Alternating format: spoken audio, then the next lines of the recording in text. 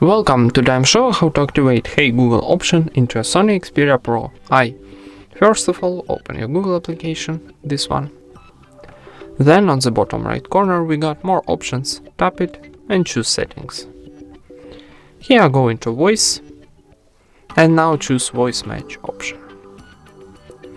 And last one, tap here on this feature to activate Hey Google.